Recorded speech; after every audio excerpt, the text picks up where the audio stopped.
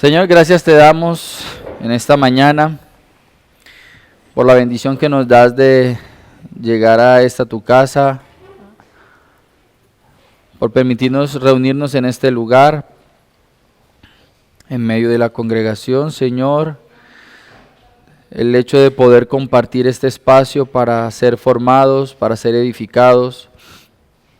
Gracias te damos, Señor, porque sabemos que es un medio de gracia en el que nos permites tocar temas de actualidad, pero siempre a la luz de tu verdad que no cambia.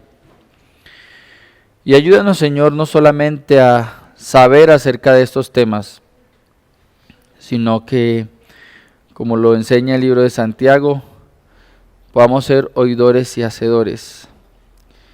Permítenos, Señor, identificar, ser redarguidos por tu Espíritu Santo y ver los errores, los problemas y los pecados que cargamos en nosotros, que no nos permiten, Señor, ser luz en este mundo, que no nos permiten, Señor, realmente ser relevantes para esta sociedad, que no nos han permitido, Señor, comprender la importancia del papel que tenemos como iglesia en nuestra cultura. Y a partir, Señor, de ese dolor que tú puedas generar en nuestro corazón, permítenos ser obedientes a tu palabra, Señor, ser obedientes a tu verdad, porque como lo enseña el libro de Filipenses, es verdad que tú pones el querer como el hacer, pero también es verdad, Señor, que nosotros debemos temblar y esforzarnos por estar en tu voluntad y obedecer tu verdad. Y necesitamos, Señor, tanto que tú nos impulses, como que también necesitamos comprender nuestra responsabilidad como seres morales a quienes has creado, Señor, con el propósito de alabarte y adorarte. Y tenemos que empeñar nuestra voluntad en agradarte, Señor. Te lo pedimos en el nombre de Cristo Jesús. Amén. En esta mañana vamos a tener nuestra última sesión del curso, con la particularidad de que nos quedamos en la mera introducción. Entonces venía ahorita en la moto pensando, yo a la final yo doy los cursos y me quedo haciendo una introducción, entonces introducción a panorama de la Biblia, introducción a historia de la iglesia, y ahora esto que acabamos de hacer aquí durante estos 2 meses fue una introducción al tema de la iglesia y la cultura, y por eso lo puse allí, una introducción. Porque realmente los temas que desarrollamos, que fueron 4, no eran más que las bases o las estructuras sobre las que íbamos a analizar los problemas culturales. Y si ustedes se dan cuenta, no alcanzamos a tocar ningún problema cultural, ¿sí? Ni uno solo. Solamente desarrollamos el tema sobre dónde se libra la guerra cultural, que a la final es una guerra espiritual. Y yo creo que los que estamos aquí medianamente ya podemos contestar dónde se libra esa batalla. ¿Quién me da la respuesta? En la mente. En la mente se está desarrollando esa batalla, ¿cierto? Y que la iglesia solamente ha de ser relevante si la escritura es el centro de su pensar y de su acción, si el evangelio es el arma y si el propósito es agradar a Dios. Cuando una iglesia cambia su arma, la escritura, y su propósito, que es agradar a Dios, y se vuelca a agradar al hombre con mensajes humanos, la iglesia deja de ser iglesia, ¿cierto? Entonces, esos son los temas que alcanzamos a desarrollar de manera superficial, y por eso no hicimos más que una pequeña introducción. Ahora, ¿cuáles fueron los temas que nosotros abordamos? Para que lo tengamos presente. A ver, yo qué tengo aquí. Realmente vimos 4 temas básicos y el primero fue definición de conceptos. Siempre que uno va a desarrollar un tema, Siempre que uno va a desarrollar un tema, es necesario aclarar el panorama. Y en el tema en que nosotros estábamos trabajando, era necesario definir qué es iglesia, qué es cultura, qué es cosmovisión, ¿cierto? ¿Qué es filosofía? Y darle un orden. ¿Cómo es que nosotros debemos pensar esas cosas? ¿Cierto? Y yo no sé si ustedes se acuerdan de todos los diagramas que estuvimos trabajando acá, no fueron muchos, pero espero que haya sido claro para ustedes. Nosotros como cristianos, la Escritura dice que somos como un lente y el mundo se presenta ante nosotros en un desorden, ¿sí? Y nuestra mente tiene que organizar lo que se presenta. Si nuestra mente como cristianos está llena de la palabra de Dios, nuestra cosmovisión va a ser bíblica. Y nuestra cosmovisión bíblica nos va a permitir estructurar y organizar la cultura desde la perspectiva bíblica. De tal manera que a nosotros no nos van a mover ni las filosofías, ni las ciencias, ni las modas, ni las corrientes de pensamiento. Lo que nos va a mover a nosotros es el deseo por agradar a Dios. ¿Sí? Eso es importante. Ahora, después de haber definido los conceptos que íbamos a trabajar, pasamos a ver un diagnóstico del mundo actual. ¿Y cuál es el diagnóstico del mundo actual? El mundo actual está experimentando una batalla que dice, divide y vencerás. Esa es la realidad de nuestro mundo actual. Entonces, hay cualquier cantidad de teorías como cualquier cantidad de personas existen en el mundo. ¿Por qué? Porque en estos momentos, sea cual sea el país donde usted se pare, las personas sin darse cuenta practican esa idea que tiene que ver con un pensamiento relativo. Y con el pensamiento relativo llegamos a esa verdad de que a la final las personas no tienen un punto de encuentro. El único punto de encuentro es que cada quien vive según le parece. Aunque usted no lo crea, las personas se pueden reunir para decir que van a ver el partido de fútbol, pero mientras a uno les gusta ver el partido de fútbol parados, a los otros les gusta sentados. Y eso puede ser un problema o un conflicto. ¿Por qué? Porque cada quien piensa como le parece. ¿Sí? Entonces, el diagnóstico del mundo actual es que estamos sumidos en una perspectiva de la subjetividad y del relativismo, un relativismo cultural, un relativismo social, y la iglesia no puede ser parte de ese tipo de pensamiento. ¿Por qué? Porque la iglesia enseña que hay un Dios, una verdad y una verdad revelada, la Escritura. Y si la Escritura es la verdad, tal cual como ella se presenta, ella no cambia. Y como ella no cambia, entonces ella tiene algo para decirle a todos los hombres en todo tiempo, en todo lugar. De tal manera que el cristiano no puede adoptar un pensamiento relativo, no puede. Y no nos podemos dejar engañar. ¿Qué sucede? Que aunque usted no lo crea, y aunque usted no ha estudiado filosofía, ustedes hacen filosofía. ¿Sí? Porque ustedes reciben una idea, ustedes valoran esa idea y ustedes dicen, estoy de acuerdo o no. Y el mensaje que nos llega a nosotros, las filosofías que llegan a nosotros son muy sutiles. Llegan con palabras muy sencillas. Y a veces lo que hacemos es de manera ingenua aceptar todo lo que sucede a nuestro alrededor. Lo aceptamos. Lo que no hacemos con la Escritura, lo hacemos con el pensamiento y las mentiras del mundo. Todo lo aceptamos. Que el tipo de familia, que el tipo de relaciones, que debemos pensar sobre el gobierno, cómo usar el tiempo, cómo usar el dinero. Todo lo aceptamos, todo lo que viene del mundo, porque claro, se presenta de una manera muy sutil, ¿sí? Recuerdan, yo no sé si ustedes recuerdan ese término que hemos utilizado muchas veces acá, que tiene que ver con esas palabras que quieren decir algo, pero lo presentan bonito, los eufemismos. El mundo es una caja de eufemismos, donde el pecado que Dios aborrece, lo presentan como una libertad de decisión. ¿Sí? Y si ustedes se dan cuenta, aunque el mundo utiliza términos bonitos, no es diferente a lo que hizo Satanás en el huerto del Edén en Génesis 3.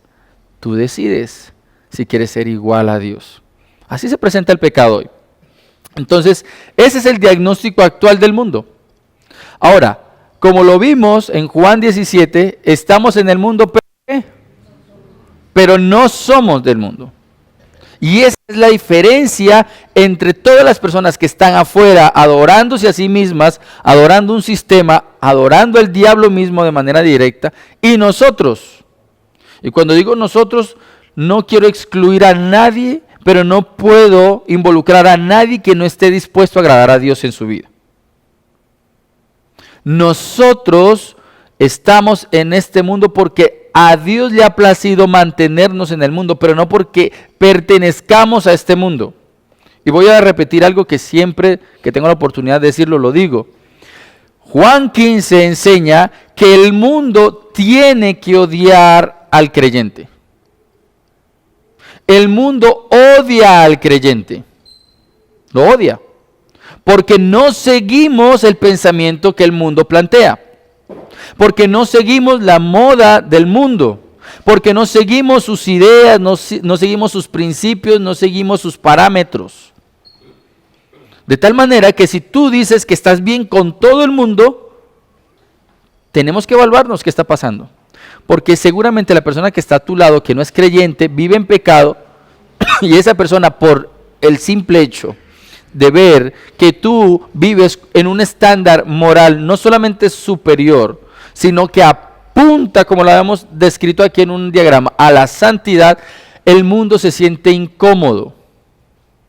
Y entonces en esa incomodidad, lo mismo que hicieron con Jesús, que fue crucificarlo, van a intentar hacerlo con sus seguidores. ¿Sí? Entonces, mis hermanos, estamos en el mundo, pero no somos del mundo. Ahora, ¿y cómo es que nosotros empezamos a trabajar nuestra mente para no parecernos al mundo? Ahí fue donde vimos el tercer tema, la conciencia y el cristiano. Y cuando desarrollamos el tema de la conciencia, llegamos a la conclusión de que la conciencia es la mente, el pensamiento, lo que sabemos, lo que conocemos, ¿sí? Y yo le puedo preguntar a usted, esta es una pregunta muy interesante. Levante la mano todo aquel que ha estudiado una carrera profesional, 4 años de universidad. Levante la mano. Yo llevo como 8 años estudiando mi carrera profesional. Listo. Ahora, si usted lo ponen enfrente de un diagrama que tiene como propósito explicar el quehacer de la carrera que usted estudió y usted lo ve completico, ¿usted lo entiende? ¿Qué es un docente? ¿Qué es un ingeniero? Y empieza, Y después, ¿y cuáles son las características y a qué se debe dedicar un ingeniero de tales? O un profesor en tales, o un administrador en este y área. Usted empieza a entender, usted entiende de qué se trata su carrera y cuáles son los enfoques donde usted puede trabajar. Y solamente estuvo 4 años en la universidad. Pero lo entiende.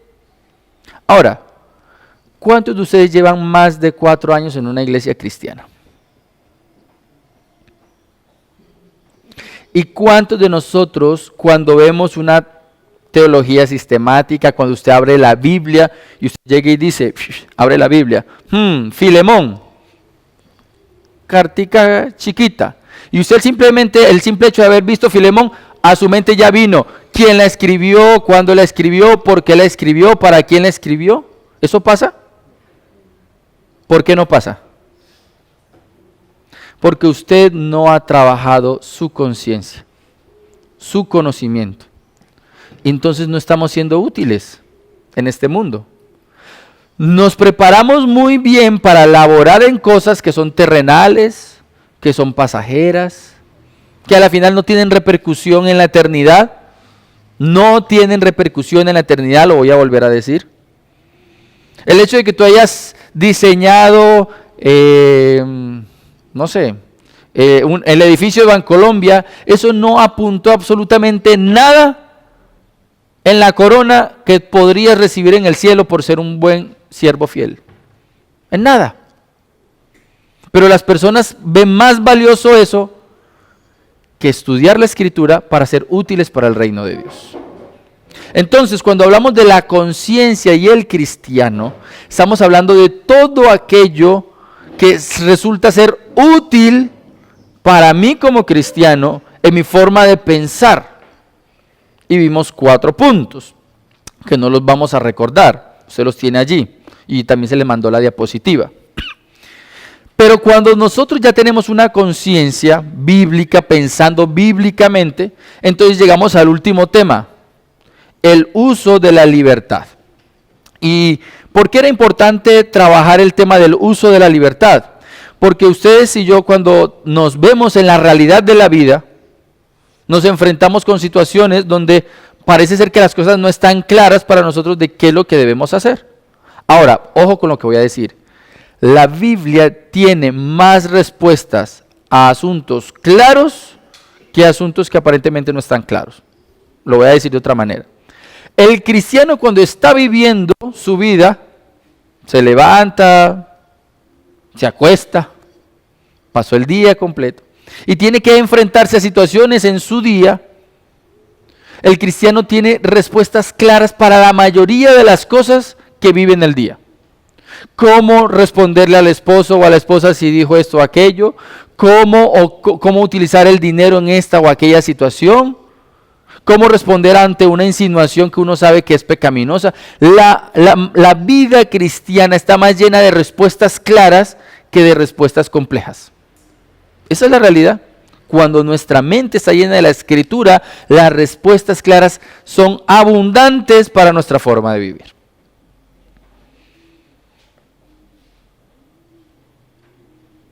Si usted pregunta en qué debo trabajar, pues eso es fácil. Cualquier cosa que no sea ilegal. Punto. No solamente que no sea ilegal, cualquier trabajo que usted sepa que le sirva para agradar a Dios desde su moralidad, ¿cierto? Pero que no atente contra aquellos principios bíblicos. Es muy fácil, es muy fácil. ¿Qué puedo estudiar si voy a entrar a estudiar en una universidad? Fácil. Lo que te gusta. No te vas a poner a estudiar lo que no te gusta, ¿cierto? Tú puedes agradar a Dios desde cualquier profesión, sean ciencias exactas o ciencias humanas, desde cualquiera lo puedes hacer, ¿sí? ¿Cuál es el problema? Si tú crees que vas a ser alguien por estudiar una carrera, ahí es donde hay un problema, ¿sí? Pero tú puedes estudiar cualquier carrera.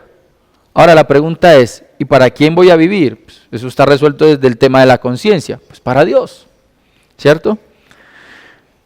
Pero ¿qué sucede? Cuando entramos a ciertos terrenos que ya no son tan claros, que uno dice, bueno, está como compleja la cosa aquí. Entonces, el cristiano debe saber que tiene una libertad para tomar decisiones. Libertad para tomar decisiones. Y vimos 10 preguntas que nos ayudan a nosotros a usar nuestra libertad cristiana en aquellos aspectos que parecen no estar claros. 10.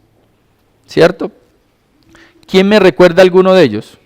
De los que usted tenga presente. Me beneficia. ¿Qué más? ¿Pero me beneficia en qué sentido? Espiritualmente, ¿eh? ¿Qué otro? ¿Cómo?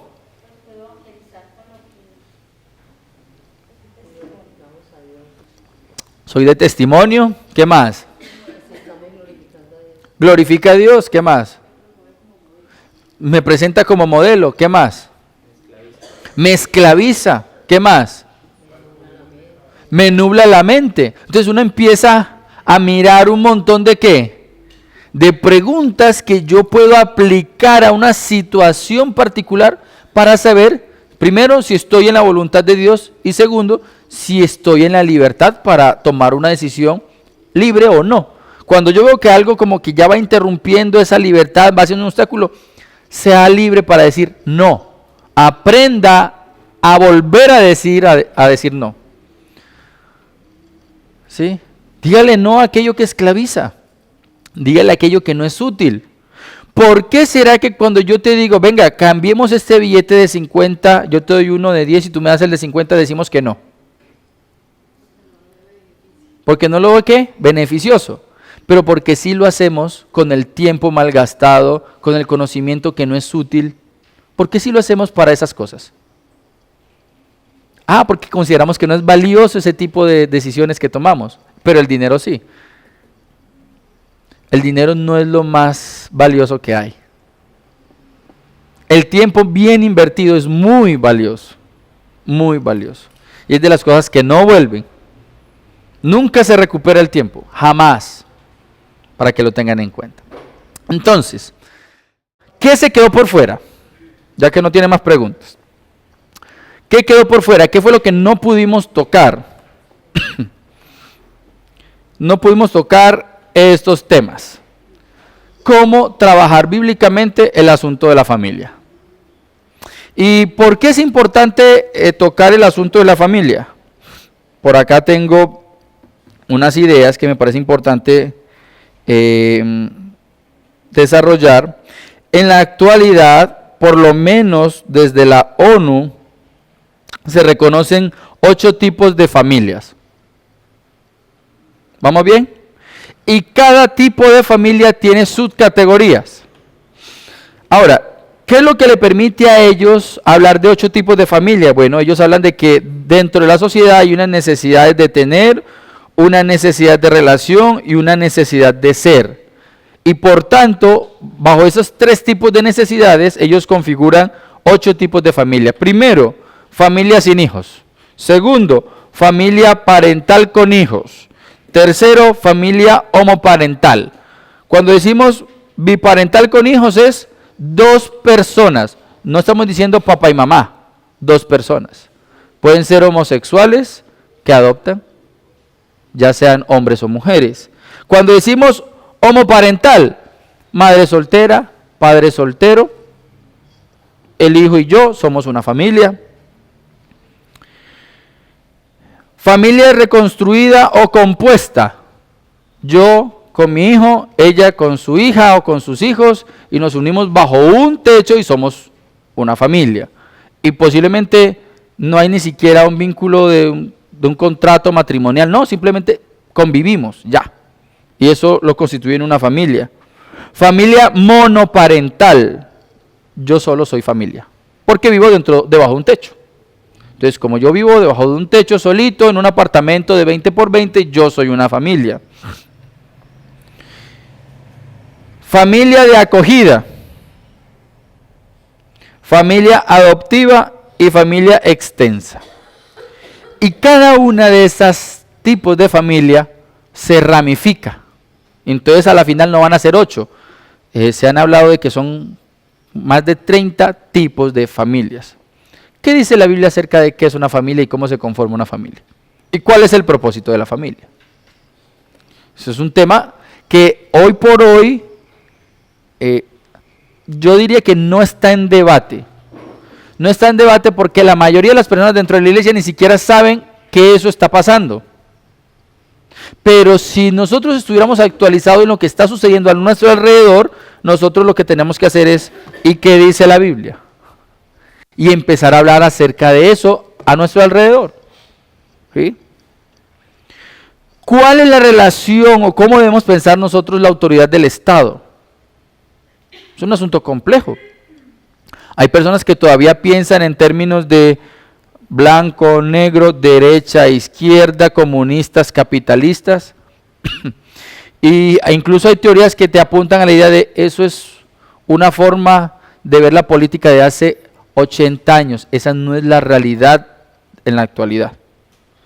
En la actualidad, si ustedes se dan cuenta, sea quien sea que se monte al poder, derecha, izquierda, blanco, negro, comunista o capitalista, todos los países van, en picada.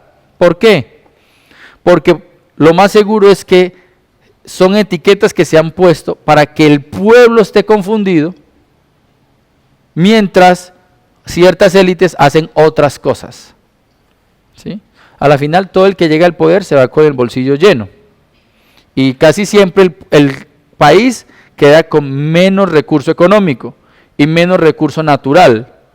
Entonces hay cosas que están pasando. Y aún así, la iglesia debe estar enterada de lo que pasa por una razón muy particular.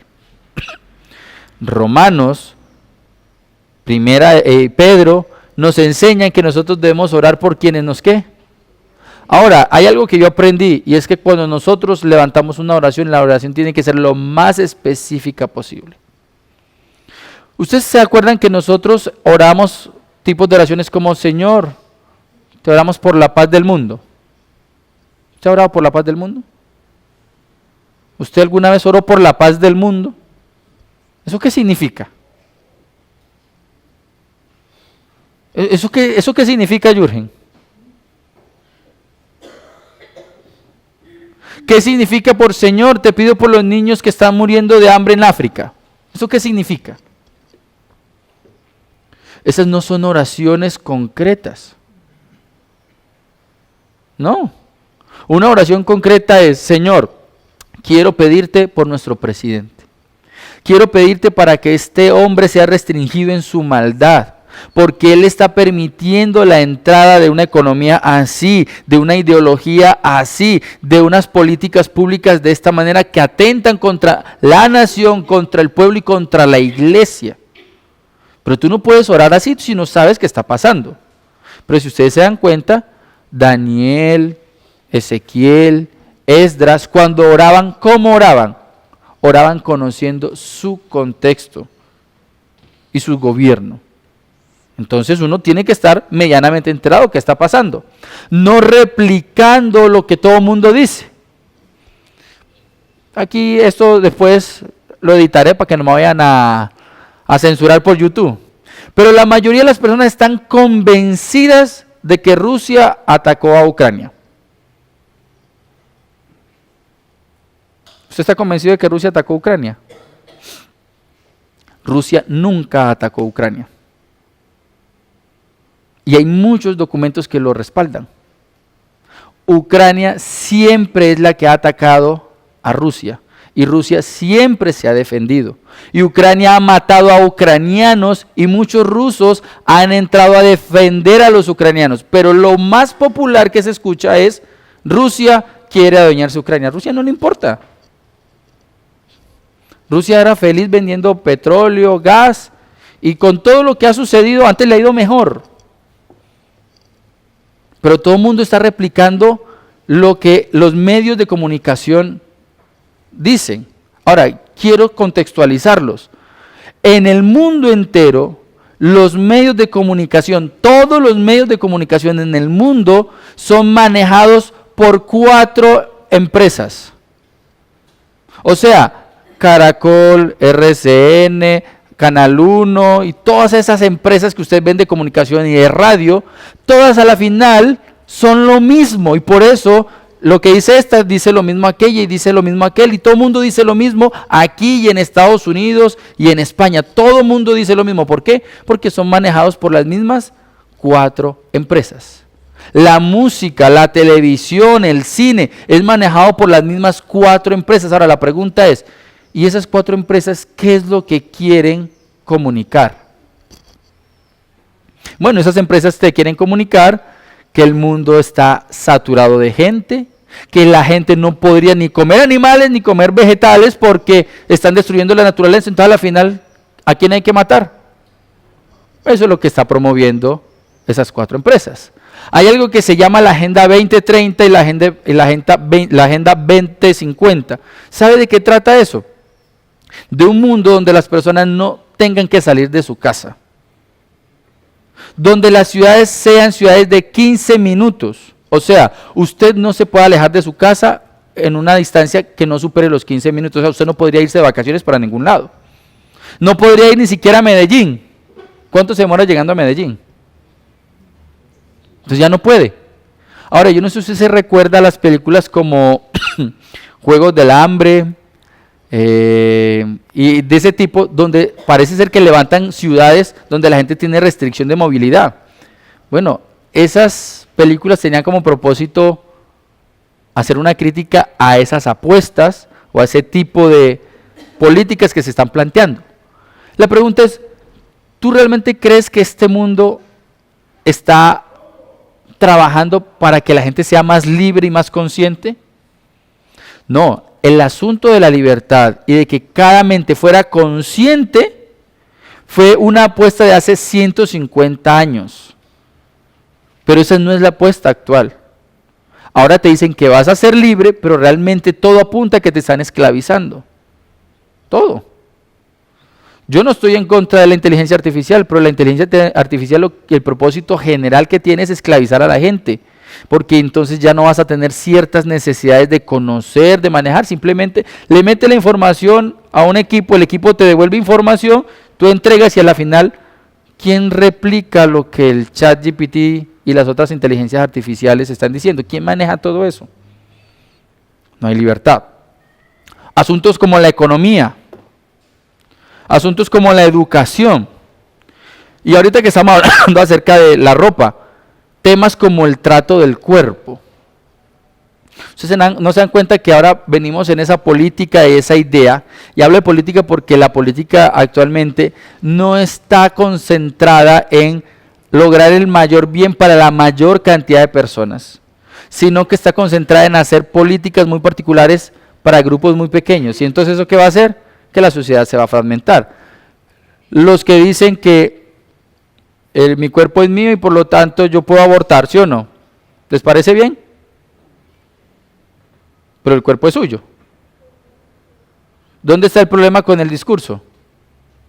Que es verdad que usted puede hacer lo que quiera con su cuerpo, entre comillas. Sáquese un riñón.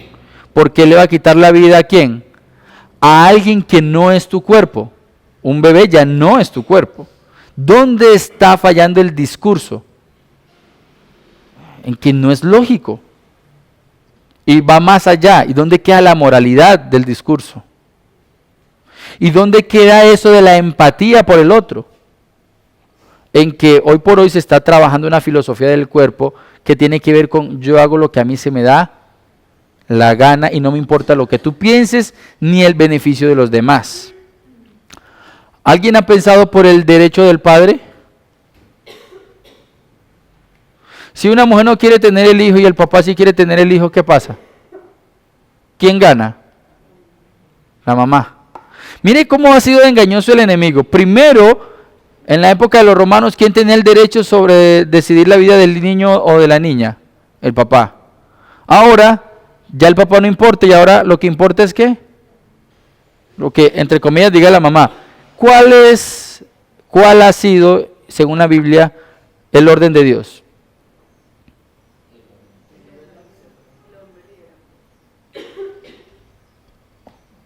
¿Para qué Dios diseñó la familia? Para que fuera un lugar de seguridad, donde el hombre provee y la mujer cuida, los dos. Y eso no es lo que está pasando en un entorno familiar. Claro, como ya hablamos de monofamiliar, monoparental, entonces o el papá o la mamá decide, uno de los dos, no se trata del uno o el otro, es que es una familia. ¿Sí? Ahí es donde está el asunto. Entonces, teniendo en cuenta eso y ya como siempre faltando 5 minutos, vamos a entrar en lo importante. ¿Cómo debemos pensarnos? Y ayer estaba viendo un video y del video extraje una idea que me parece que puede ser muy útil para nosotros. Puede ser muy útil. Yo quiero que usted abra su Biblia en estos textos, por favor.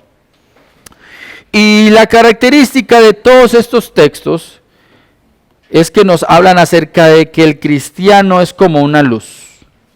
Entonces, alguien que busque por favor Filipenses 2:15, otro que busque Mateo 5:14, uno que busque primero a los Tesalonicenses 5:5, otro que busque Efesios 5:8 y por último segundo a los Corintios 6:14. ¿Listo?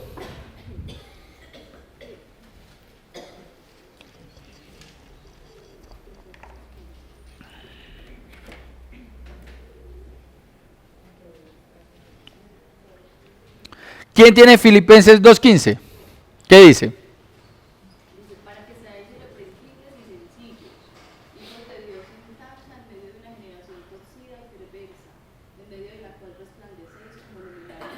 Listo, ojo. En medio de una generación perversa, ¿cómo son los hijos de Dios?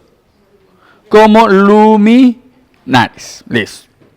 Mateo 5:14, si es el texto que más hemos comentado aquí. ¿Cómo dice? ¿Qué dice? Vosotros sois la luz del mundo. Listo. Primera a los Tesalonicenses 5:5.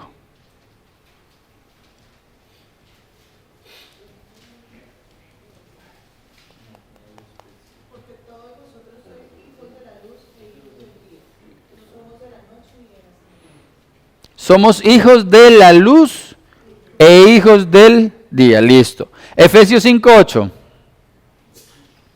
Porque antes erais tinieblas, pero ahora sois luz en el Señor. Andad como hijos de luz. Ojo. Antes eran tinieblas, pero ahora son luz. Eso es importante. Son luz. Ahora. Último, segundo de los Corintios 6:14. No estés unidos en yugo desigual con los incrédulos, pues ¿qué asociación tienen la justicia y la iniquidad? ¿O qué comunión la luz con las tinieblas? Listo. ¿Qué comunión hay entre la luz? Y es siempre haciendo referencia a que el cristiano es ¿qué? Luz. Es luz. Entonces volvemos al punto. ¿Quién es un cristiano? Es la bendita pregunta que nos ronda. Un cristiano es aquel que creyendo que Jesús es Dios, vive para Dios haciendo la voluntad de Dios, negándose a sí mismo. ¿Estamos ahí? ¿Les quedó claro? Lo dije muy rápido. La característica de un verdadero cristiano es que se niega a sí mismo. Niega sus deseos, se niega a sus pasiones con tal de vivir para la voluntad de Dios. Ese cristiano es una luz en el mundo. Y ayer estaba escuchando un poco acerca de lo que trabajan los físicos, y específicamente los astrofísicos, ¿cierto? Entonces, hablaba acerca de qué es lo que hace que una estrella sea una estrella. Y en términos físicos de la física, entonces son dos elementos los que hacen que una estrella sea una estrella. Uno, su masa, y dos, su energía. Entre mayor masa tenga un cuerpo, más fuerza gravitacional ejerce. Eso va a hacer que las cosas no salgan del cuerpo, de su propio cuerpo, ¿cierto? ¿Por qué a nosotros se nos dificulta llegar a la luna? No es porque usted no tenga fuerza para saltar de aquí a la luna, es porque la fuerza gravitacional del planeta no te deja salir, siempre te hace tener una dirección en cuanto al centro de la Tierra. Entonces, a mayor masa, mayor fuerza de gravedad.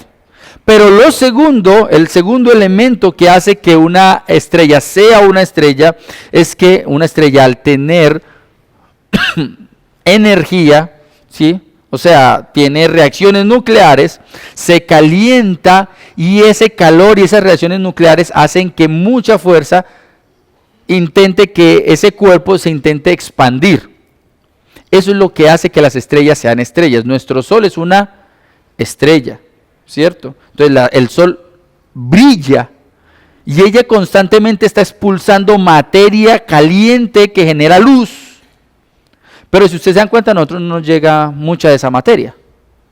¿Por qué? Porque su masa hace que todo ese material que es expulsado vuelva otra vez al centro de la estrella. Y eso hace que la estrella constantemente esté quemando energía, pero genere luz, mucha luz. Y yo decía, uy, qué bonito esto. El cristiano debe ser alguien que constantemente, adquiera más masa bíblica. ¿Estamos ahí? ¿Más qué? Y el conocimiento de la Biblia va a hacer que tu centro de gravedad esté en función de cómo tienes que vivir para Dios.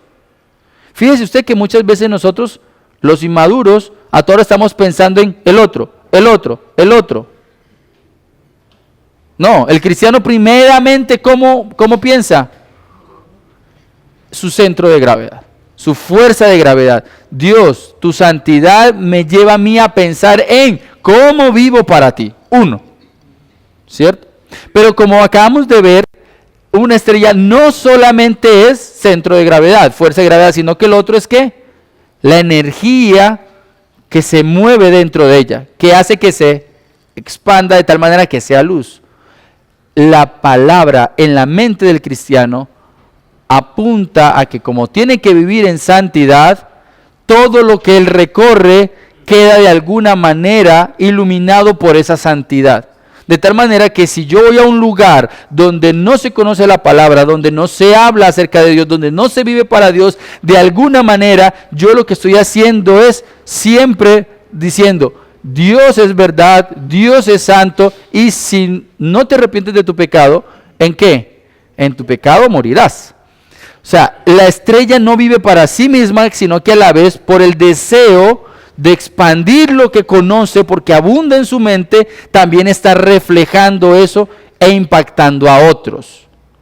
Y me llamó mucho la atención porque entonces, claro, encontré por qué una estrella es una estrella, y yo voy a los textos bíblicos que acabamos de leer, y a toda hora los textos bíblicos que acabamos de leer está haciendo esa comparación. Ustedes son hijos de luz, ustedes no se mezclan con la luz, ustedes alumbran en medio de la oscuridad, no se mezclan con la oscuridad, ustedes a todos están impactando el lugar donde están.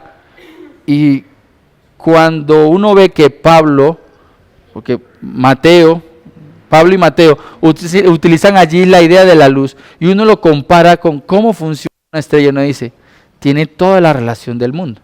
Ahora, si uno le da la aplicación apropiada. Mis queridos hermanos, ustedes nunca van a poder ser relevantes si no son realmente estrellas cristianas. No estrellas de rock o estrellas del marketing digital, que ahora funcionan como los influencers, los coaching, estrellas. Pero no impactan la eternidad, realmente no impactan la sociedad. Nosotros hemos sido llamados a ser estrellas que somos luz en medio de una cultura que está perdida.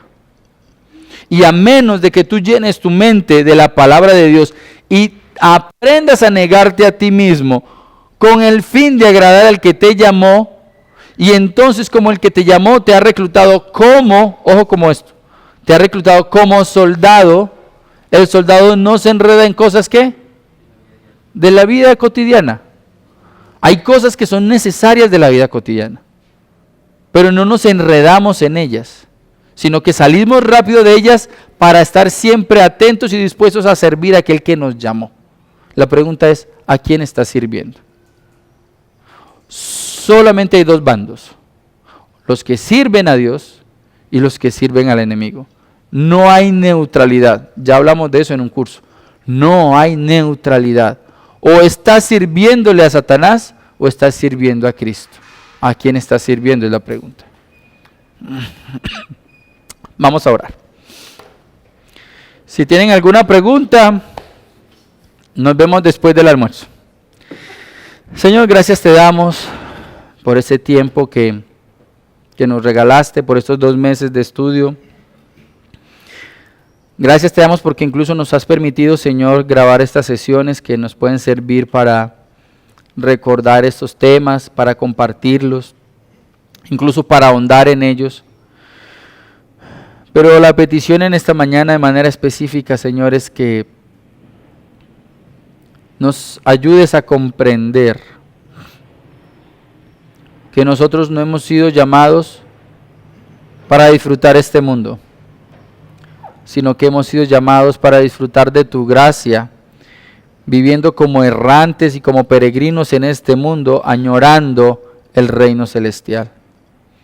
Y que por lo tanto, Señor, nos desprendemos de todo aquello que haga nuestro caminar más pesado y más lento, con el propósito de agradarte a ti en todo y de hacernos el viaje más fácil, más ligero, para encontrarnos contigo. Ayúdanos a hacer luz, Señor, en medio de esta oscuridad en la que vivimos. Permítenos tener una cosmovisión bíblica. Danos el discernimiento para separar todo aquello, Señor, que muchas veces no es tan evidente, que son artimañas del enemigo. Permítenos, Señor, realmente comprender que el mundo va a intentar seducirnos. Y obviamente la seducción no es algo que yo vaya a poder rechazar fácilmente. Pero que en el poder del Espíritu Santo y con tu palabra en nuestra mente nosotros podemos hacer a un lado toda la seducción, toda la tentación que tendrá como propósito alejarnos de tu voluntad. Ayúdanos a ser fieles, Señor, a comprender que el llamado que nos has hecho es glorioso y que cada uno de nosotros tendrá su recompensa según la fidelidad con la que te hayamos servido y con que hayamos vivido para ti. Te lo pedimos, Padre, en el nombre de Cristo Jesús. Amén y amén.